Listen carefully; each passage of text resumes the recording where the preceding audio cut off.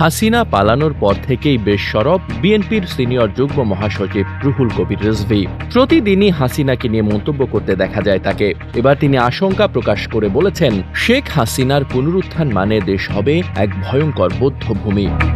মঙ্গলবার রাজধানীর গুলশানে বিএনপির উদ্যোগে ডেঙ্গু প্রতিরোধে গণসচেতনতামূলক লিফলেট বিতরণকালে সাংবাদিকদের কাছে তিনি আশঙ্কা প্রকাশ করেন।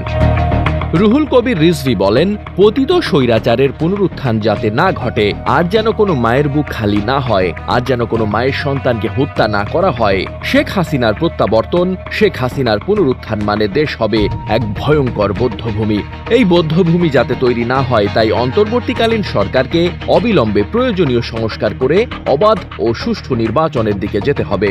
অন্তর্বর্তীকালীন সরকারের উদ্দেশ্যে তিনি বলেন, আপনারা মহানুভবতা, মানবতা অবশ্যই রাখবেন, কিন্তু যারা নিজেরা মানবতা দেখায়নি, যারা মহানুভবতা দেখায়নি, যারা শেখ হাসিনাকে উদ্বুদ্ধ করেছে আন্দোলনকারী ছাত্র জনতাকে গুলি করতে, সেই স্বৈরাচারের কীট পতঙ্গ যদি প্রশাসনের মধ্যে থাকে, তারা আপনাদেরকে প্রতি পদে পদে বাধা দেবে। তাদেরকে অতি দ্রুত চিহ্নিত করে গণতন্ত্রকামী মানুষের পক্ষে যারা ছিল অথবা যারা নিরপেক্ষ ছিল, তারা যে দলেরই সমর্থক হোক না কেন, এ সমস্ত মেধাবী লোকদেরকে আপনারা প্রশাসনের বিভিন্ন জায়গায় বসান। সেটি না হলে দেশকে তারা বিপজ্জনক পরিস্থিতির দিকে নিয়ে যাবে। কারণ তাদের পেছনে একটি বিশেষ পরাশক্তির প্রভু আছে, যাদের আশ্রয়ে তারা আছে। ডেস্ক রিপোর্ট, বার্তা বাজার।